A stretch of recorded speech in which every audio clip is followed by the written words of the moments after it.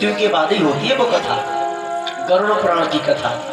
तो तीजा से लेके 10वां तक वो कथा होती है गरुड़ पुराण की, और तीजे से 10वें तक कथा हो जाए तो मृतक आत्मा का कल्याण होता है। और जितने उसके परिवारी जो बंधु बांधव हैं, वो परिवारी बंधु बांधव भी उस गरुड़ पुराण को सुन करके अपना पुण्य, अपनी भक्ति और अपने व्रत उस मृतक आत्मा तक पहुंचाते हैं, तो उसका कल्याण हो जाता है। वो होता है 10वां। 10वें में गांव के बाहर एक पेड़ पीपल का होता है, उसमें एक घड़ा बांधते हैं। तीजे के दिन घड़ा बांधते हैं, रोज उसमें सुबह शाम दीपक जलाते हैं और जल देते हैं। हाँ, सुबह शाम दीपक जला जल देते हैं। और जब 10वां होता है तो 10वें वाले दिन वो घड़ा फोड़ देते हैं, उससे हमारा कोई मतलब नहीं रहता।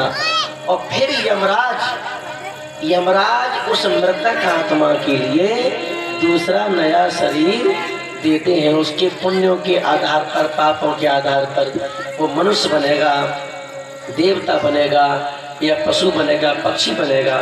ये सब बाद की बातें हैं। 10वें के बाद यमराज जी अपना कार्य करते हैं, जो धर्मराज है।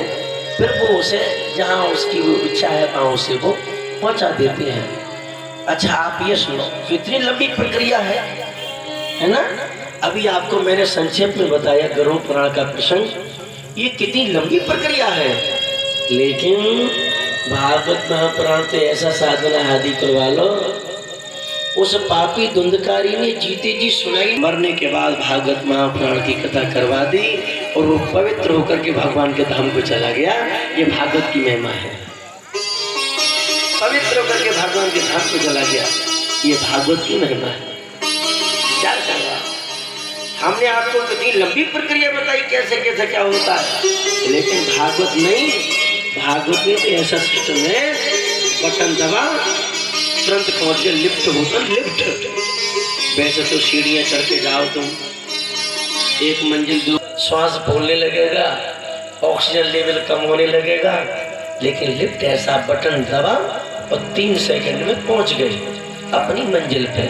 तो भागवत महापुराण की कथा तो आदि करवा लो, ये लिफ्ट का बटन है, बटन दबा और मंजिल मिल गई। बोलो भागवत भगवान की।